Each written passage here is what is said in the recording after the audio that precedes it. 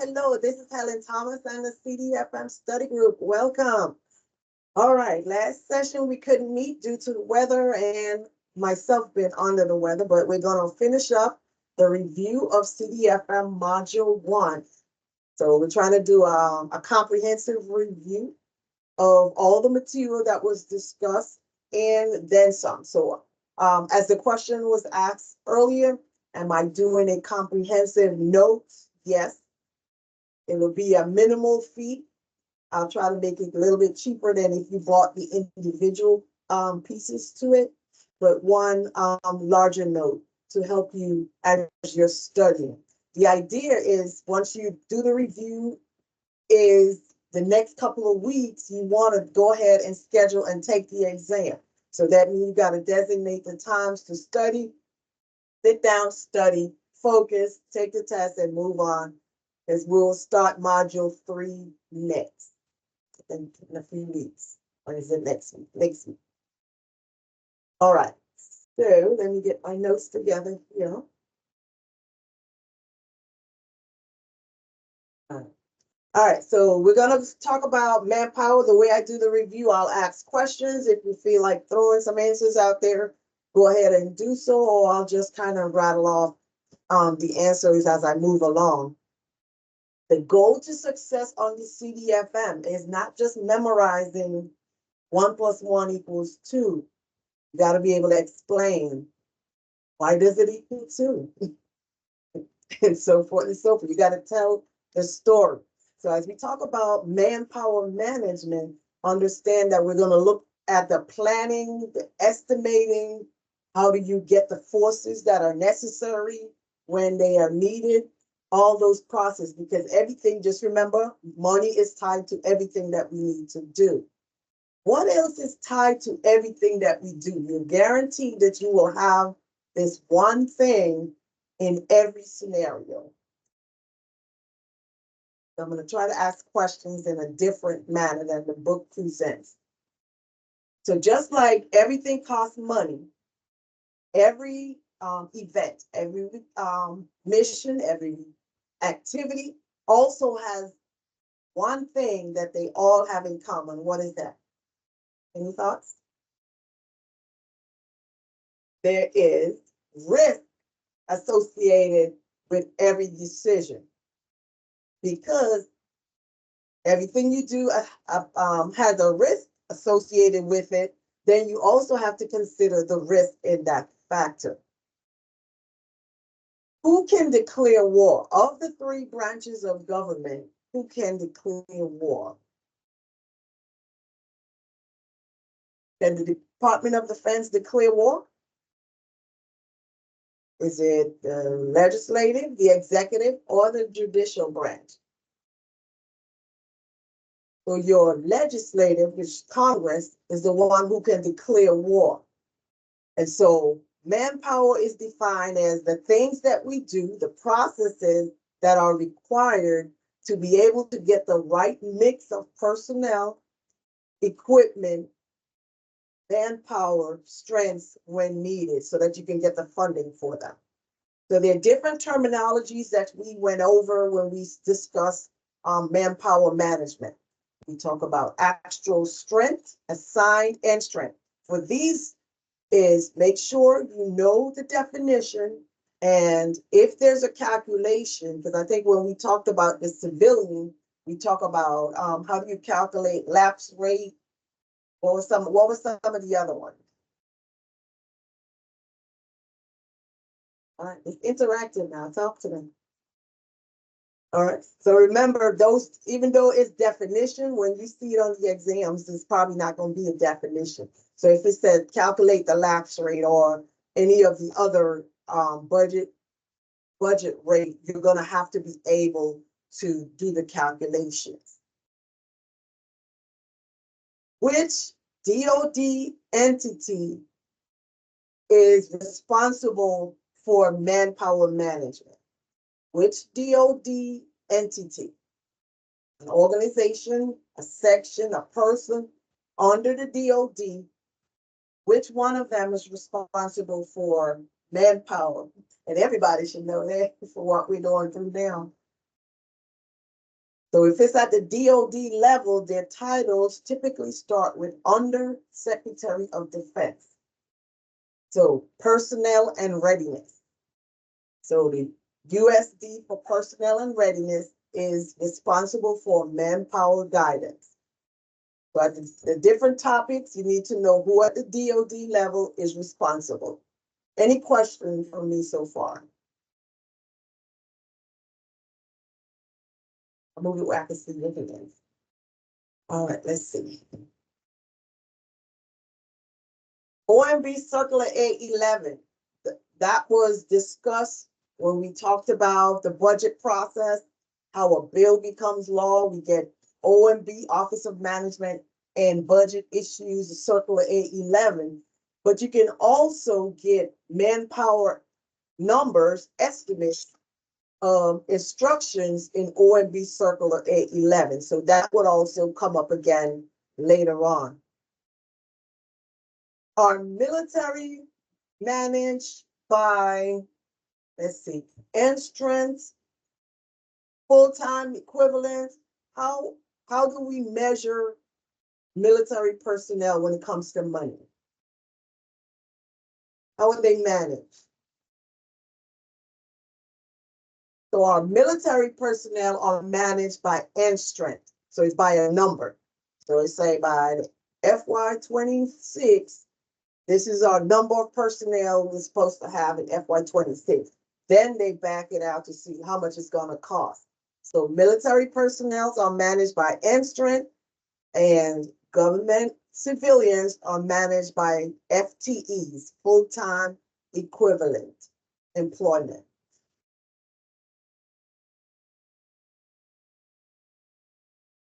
So let's do some recap, because you're going to see this again in module 2 and probably 3.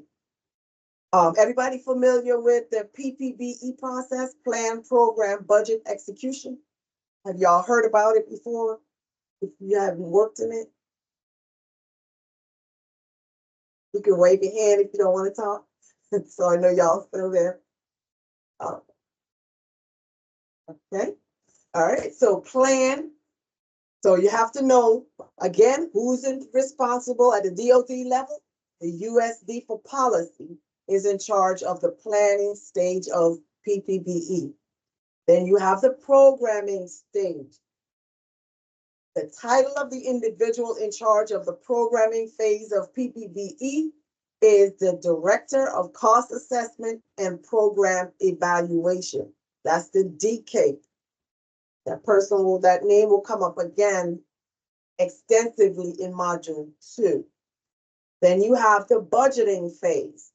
So the programming phase is where we deal with our POM. Whenever they say we're working on POM 26, whatever, that's your programming phase. The DCAPE is in charge of providing guidance for that. Then on the budget side, you have the USD Comptroller, Under Secretary of Defense Comptroller, is in charge of the budgeting and the execution, because they got to monitor the execution. So they determine the required funding and so forth. So plan, USD for policy, program, DCAPE, budgeting, USD Comptroller, and execution, USD Comptroller. Any questions? So for this part, it doesn't go into depth. Okay, here's what I was talking about earlier. So when we say civilians are managed by FTEs, full-time equivalent, I talked about, that's what I was trying to remember, turnover rate. So by knowing the definition, a turnover is a number of employees who left divided by the total number of positions. That's your turnover rate. So for example, if you have 100 positions and 10 people left, that's 10 divided by 100. So your turnover rate is 10%. So if you see it on an exam, they're not going to ask you the definition. 9 times out of 10, it's going to require you to do the calculation. So just remember, if something is a percentage, it's usually a smaller number divided by a larger number. Now, long division, we don't have calculators in the exam. You can't have, it's a pen and paper. So you got to remember whatever tricks you need to remember for math. So we have turnover rate, fill rate, that's the rate from the time when an employee leaves to the time you fill that position. And you have lapse rate. That's the percentage of year a position remains vacant. So the turnover rate times the fill rate will give you your lapse rate. So make sure when you're reviewing those areas that you are learning what the calculations are. All right, any questions thus far? And again, for those who came on after we started, if at any time you have a question, you can raise your hand or you can just call, shout it out, let me know you have a question, or you can type it in the chat and we'll get to it also. Excuse me. All right, this one should be familiar. DOD separation incentives. If the DOD has a limit on, they have two types. They have the buyout program, which is called VSIP, voluntary separation incentive pay. And the DOD is permitted no more than 25,000 buyout separations per year. So forget about, you're going to have to block out what's going on right now in our society and just kind of focus on what the study guide says. So under Title 5 U.S. Code, an employee who accepts a buyout, so if you accept a buyout, you take that money, you cannot go back and work for the Department of Defense for 5 years. The exception is if you do get rehired within that 5 years, you have to pay back the money that you received in the buyout. Does everyone understand that? Anybody do not? And need me to word it a different way? Clarify.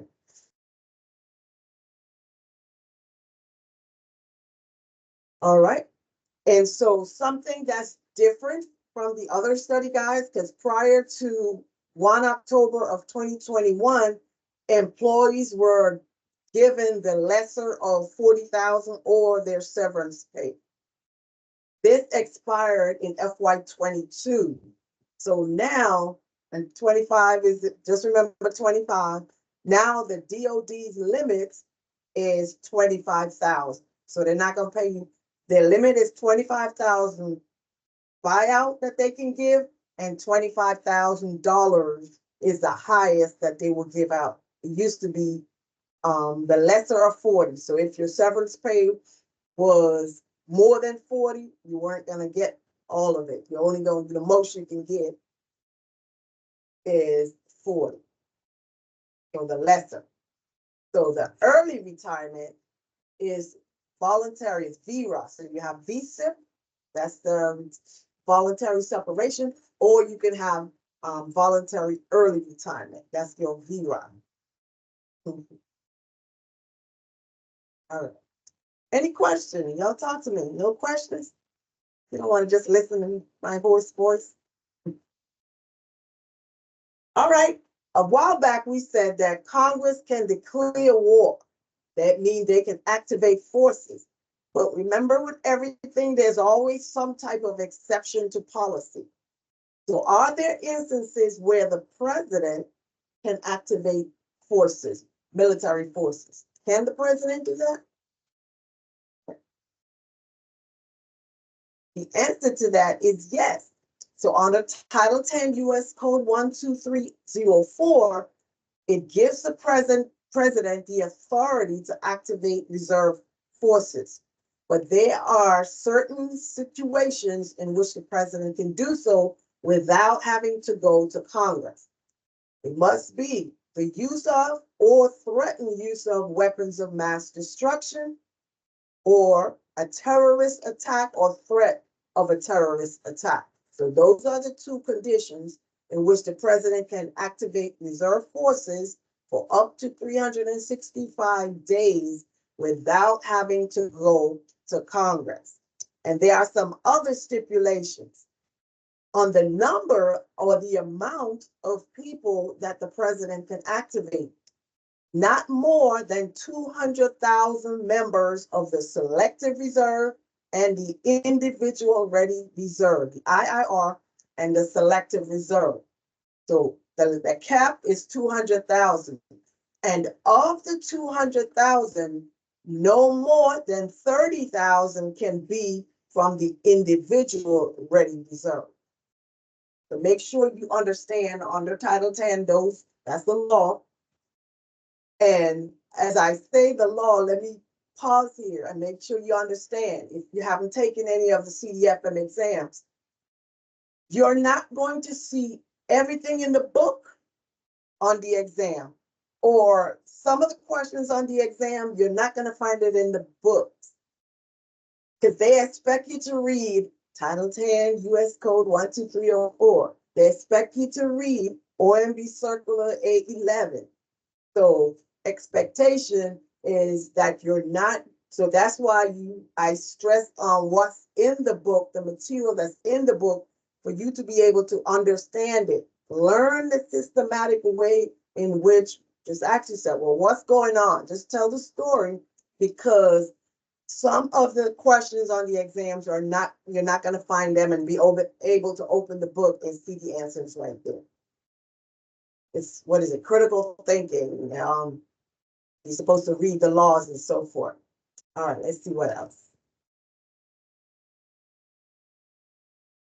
What does commercial activity mean? When we talk about in resource management and manpower, we use the term commercial activity.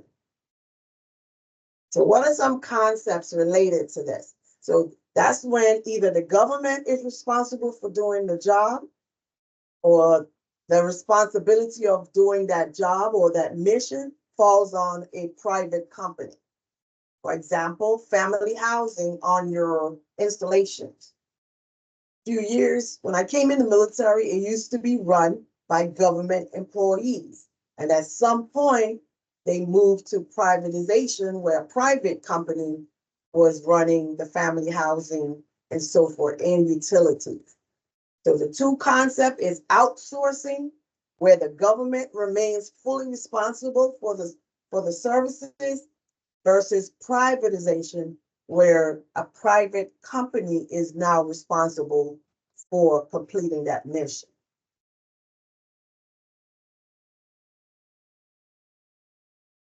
When you're looking, so we had OMB Circular A11, another OMB Circular that you must be familiar with is OMB Circular A76, because that's where you get the OMB guidance that deals with commercial activity. How do we get contractors to do the job versus government, inherently governmental functions to do the job? So you have commercial activity versus inherently governmental. If a contractor is doing the job, then you have to get a performance work statement. If the government is doing the job, GS positions versus contractors, then the organization for the government is called the most efficient operation or most efficient organization. I've heard it said both ways. So this is the government's in-house structure. That is the term that's used for the government in-house structure versus getting the performance work statement, where you send it out for bid and you get different contractors to bid on it, and then one is selected. Now, if you've ever been part of a cost competition where you're trying to figure out, do we continue to keep this in-house or do we get a contractor? That's a cost study has to be done, cost competition study. So there are some stipulations there. The time period is typically 12 months to 18. And if it's under streamlined procedures, it can take up to 90 days. Let's say when I remember when 9/11 happened, prior to that, it was only military MP soldiers that were on the gates that were checking your ID cards. And then after the wars and all those soldiers had to be deployed, all of a sudden now you saw civilian personnel out there. So that will be an example of a streamlined process where they didn't have a year to let's figure out, do we keep it in-house? Well, because mission dictate. Because what is the mission of the Department of Defense? Why do we have a Department of Defense? And it's not a trick question.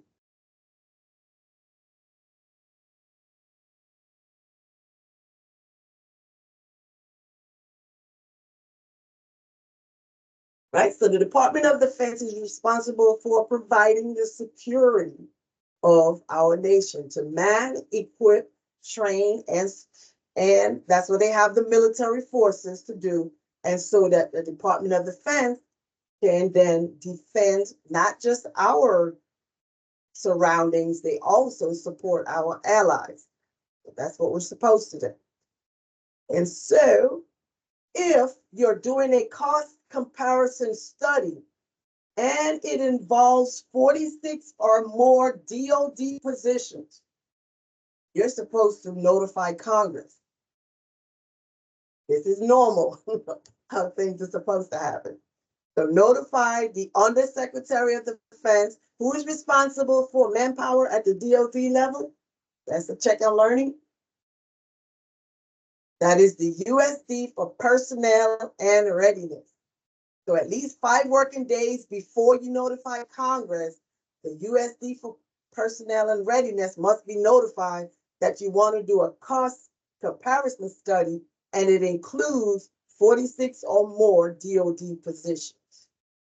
And you must notify the employees that this cost comparison is going to be done. Any question on anything we've discussed so far? So I'm just running through the questions. If you have a particular question that maybe I didn't discuss, feel free to ask at this time. All right, let's switch to ethics. When we talk about gifts, we mentioned that typically you don't want to be accepting gifts from contractors, because again, it's going to look like you're going to favor them when you have contracts. But you are allowed to accept gifts from outside sources unless it's a prohibited source. So you cannot take gifts from a prohibited source that you already was told don't do it. But there's some sources. The exception is you can accept a gift if the value of the gift is $20 or less. And from the same contractor, they cannot give you another gift that's say $50 because the total for that year of receiving gifts from the same contractor cannot exceed $50. So acceptance of gift for a service member and their family. Let's say a service member was hurt and you want to give them money. An injured service member may accept gifts of up to $1,000. And if the value exceeds that $1,000, you need to get written determination from your ethics lawyers. So this is all fiscal law also, even though the topic is not fiscal law. So remember that as you're going through, because fiscal law accounts for 16 questions on the Module 1 exam. So even though we are in the manpower management section, it also has fiscal law. Because it's fiscal law when we said that individual gifts to supervisors must not be more than $10. So you got to remember these limits.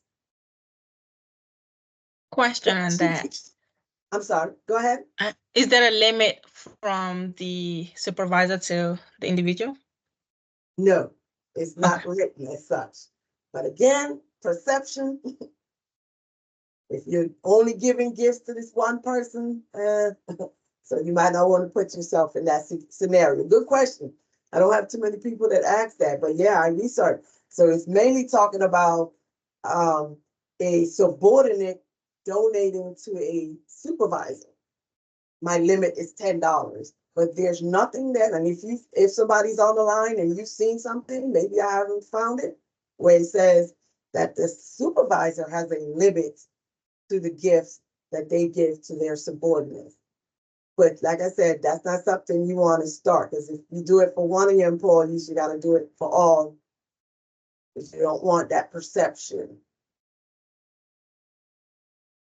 All right, let's see that.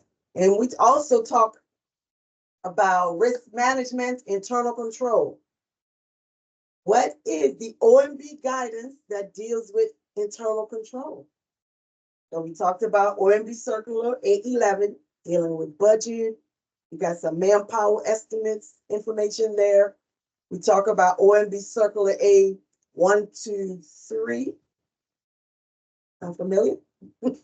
That is internal control. OMB Circular A 123. And then OMB Circular A 76 was the commercial activity we just talked about. So there's a guidance, there's a circular for every law. OMB has a circular associated with it.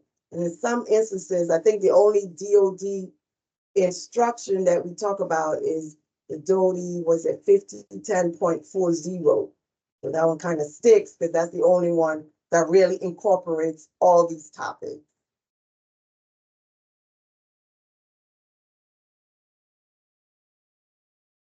So I'm going to switch and ask some of these questions from over here.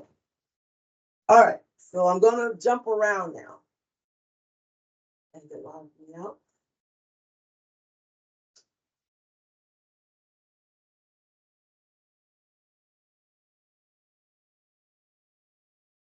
Any questions? Yeah, I have to reload. I'm also on another site. Updating my notes. What are the GAO standards for internal control? The GAO framework, and the acronym is CRIME, CRIME.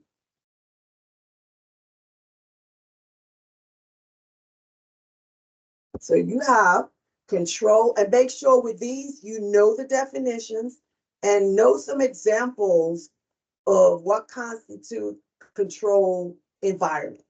For instance, where management sets a positive attitude in the workplace.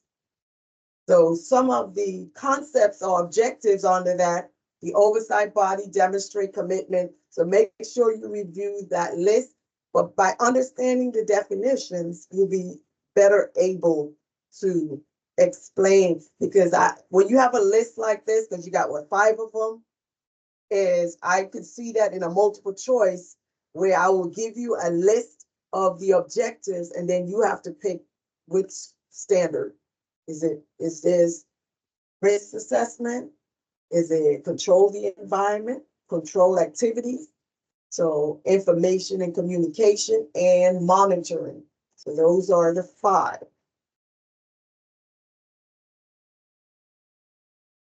All right. Who appropriates funds? Start off simple. Who appropriates, what agency appropriates funds?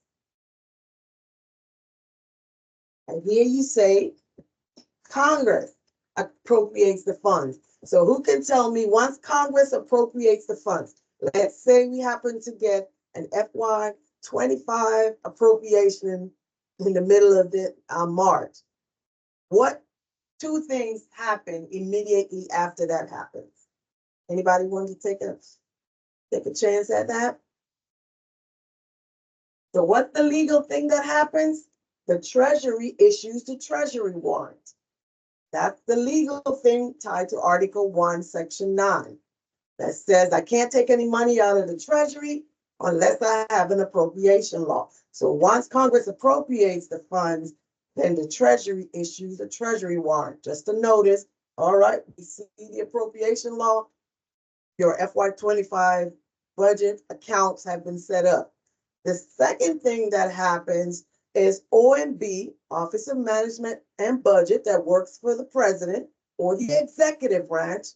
They begin the apportionment process. That process starts by DOD and the other agencies submitting an SF 132 document. That's the apportionment. Even though they submitted a request and Congress approved a certain amount, DOD has to request their funding on an SF 132. And then quarterly, they have to submit a budget execution document. What is that document called? So the SF-132 is to get your apportionment, and the SF-133 must be submitted quarterly, and that is your budget execution.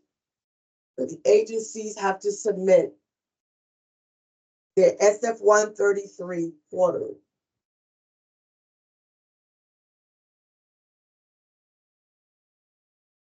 All right, so what is the process that begins after the appropriation has been enacted? What is that process called? And I'm asking the same question in a different way. What is the process called after Congress appropriates the funds and the Treasury issues the Treasury warrant? That is the apportionment process. Y'all can ask me questions now. I'm sure you came on live because you have questions you want to ask me. Go ahead. Sir, go ahead, ma'am. All right. So according to the Constitution, what happens to, excuse me, because my voice is going, what happens to a bill after 10 days when it is submitted to the president, is not returned to Congress, and Congress is still in session? What happens to that bill? That's it. All right, I'm stuck calling babies. Pocket veto? Go ahead.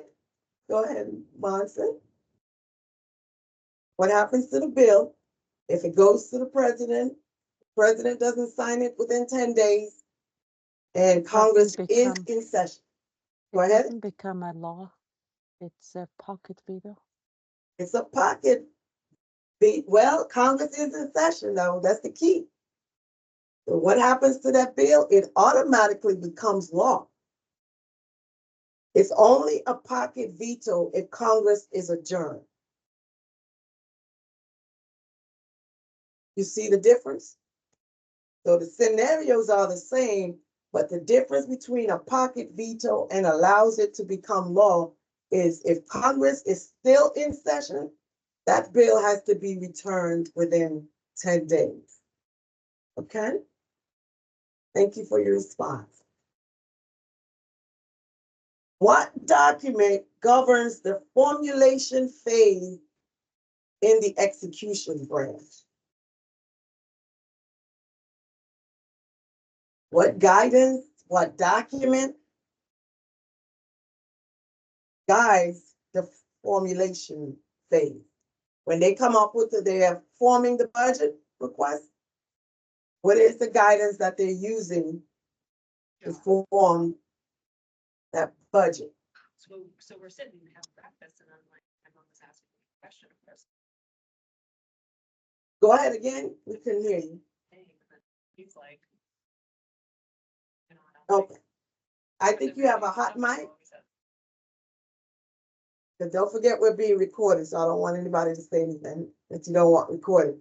All right, OMB Circular 811. So think about all the functions of OMB Circular 811. One of it is before you start any process, you have to have guidance. So the guidance, so depending on how the question is asked, the guidance that starts the whole budget process is the OMB Circular 811.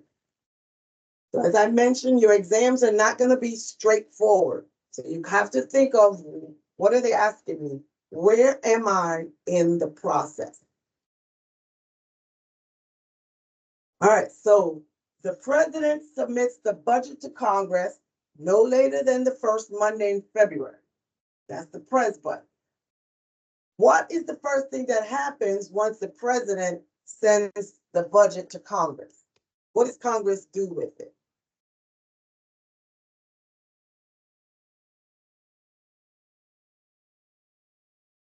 So first thing is you go through the budget resolution process. And that is where Congress, the House and Senate Budget Committee will then look at the total outlays, deficit amount, revenue, expenses that the Congressional Budget Office pulled together. They review that, and then they determine the guidelines that Congress is going to use when they review the president's budget. It makes sense. So the president submits the budget request, Congress goes through the budget resolution process for them to internally determine the guidelines to review the pres budget. Then the next phase is the authorization process. That's the House and Senate Armed Services Committee. They're responsible for approving the programs for that next fiscal year. So even if a question is asked about funding in the authorization law, we do not get budget authority from the authorization law. So it could say that you're allowed to do program 1 and $5 million, but if you have $0 in appropriation, you have $0. So don't get tricked up on the exam. If you look for that word, budget resolution, authorization act, appropriation act. Authorization approves programs. That's the primary purpose of it. Appropriation gives us the money. Yeah, the funding and the budget authority. That's the authority to obligate the funds. And if Congress does not give us an appropriation, they must give us a continuing resolution, a CR, because if they don't, the government will shut down. Why would the government shut down? Because under Article 1, Section 9, Clause 7, it said no money can be drawn from the Treasury without an appropriation law.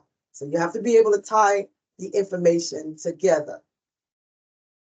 All right, let's see what else that we do. Any questions on anything we've discussed?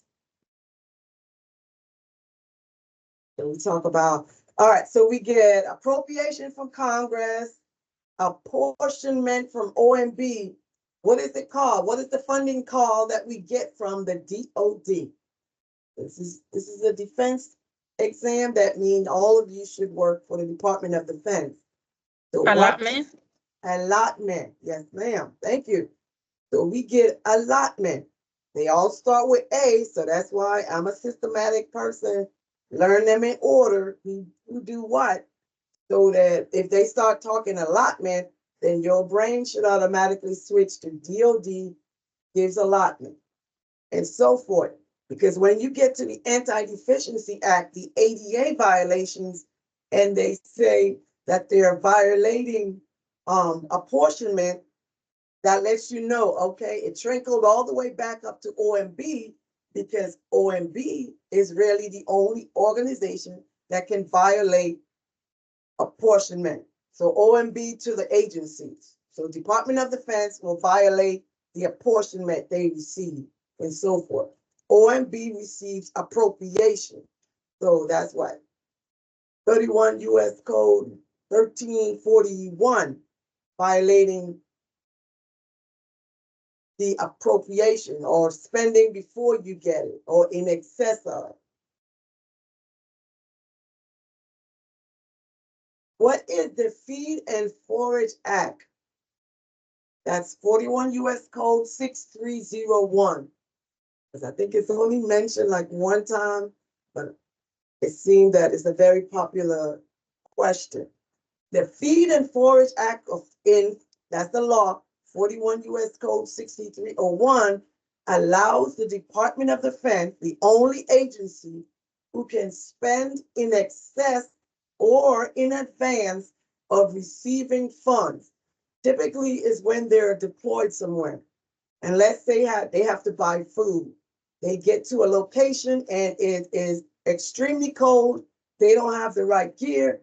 They don't have the funding yet, but they need to buy in advance. So they need to get some cold weather gear and so forth.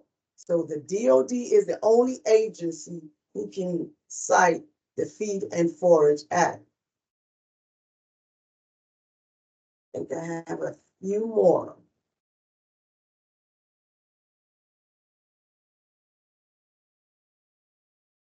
And remember the appropriation time limits, the appropriation life cycle, where every appropriation has a phase 1, where they can enter into new contract. Then a phase 2 when they're expired for an additional 5 years, and phase 3 where they are closed or canceled, and those funds are returned to the miscellaneous receipts account in the treasury.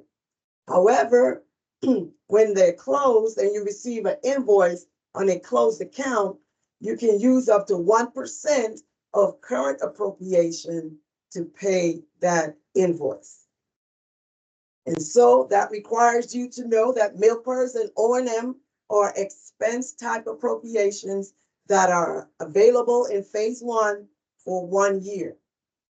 Then an additional 5 years for expired, where you can only make adjustments, and then phase 3, they're closed or canceled.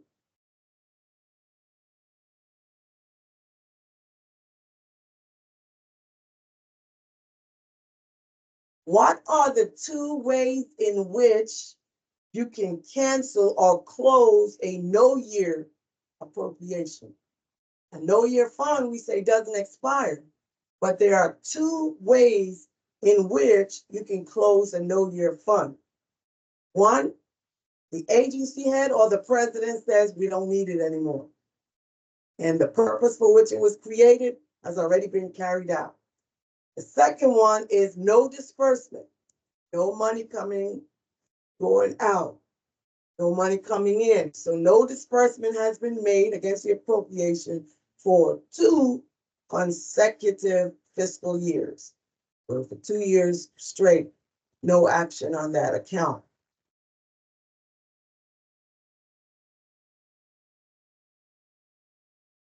The ADA policies for violations or penalties, you can either have, actually, before I do that, let's see. Reporting requirements. I think I had somebody asking me this. So if you identify an ADA violation, you must report to hire within 10 days of discovery. So again, just saying you didn't know that this was the wrong appropriation to do it, if your organization could not correct it, there are instances where it has to be reported to hire. Can we simply augment our appropriation? If we get a certain amount and we have other outside sources, can we just take money from them? And the answer to that is no. Unless, there's always an exception, unless you have the authority, the statutory authority, the law, the policy. There's some guidance that says your organization is allowed to augment the funding that you receive by charging customers to fish on the installation or to hunt, and you pay a fee. They have the authority to do so. What are some of the restrictions under a continuing resolution? You must maintain the same rate of operation as the previous fiscal year. No new starts. So you shouldn't be coming up with the brand new ideas, new contracts, if you are operating under a CR.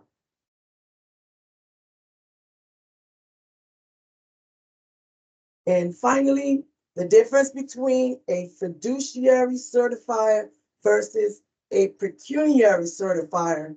Fiduciary is certifying the fund, you are using the right fund, versus pecuniary is certifying the payment. So I'm stressing that because the letters match for each. Fiduciary certifying the fund, pecuniary liability, meaning I'm certifying the payment and I'm also liable for reimbursement to the government if I am negligent in my certifying duties. What are your questions as it pertains to the review of CDFM Module 1, Competency 1, 2, 3, and Fiscal Law?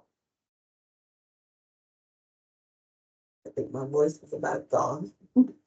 All right, if that is all I have, Once we go offline, if you have particular questions, put them in the comment, send me an email. You can reach out to me and I will try to answer your question. If it's a question that may apply to the group, I will put it in the group chat as a general question and with the response. But that's all I have today. If you have not already subscribed to my YouTube page, please, sir, please, ma'am, go ahead and click that subscribe button. Click that notification so it lets you know once I upload the new videos. And also, for those who came on later, I'm doing a comprehensive review or notes of the module 1 to incorporate some of the other sources that I had that's not included in the notes that are already out there. And I will also send a chat to let you know once it's been posted. All right, this is Helen Thomas and the CDFM Study Group. I wish you all the best as you take your CDFM Module 1 exams. Feel free to reach out, leave a comment, click like, click share videos as you are reviewing. But this is Helen Thomas, and I'll see you guys again next time. Thank you for stopping by.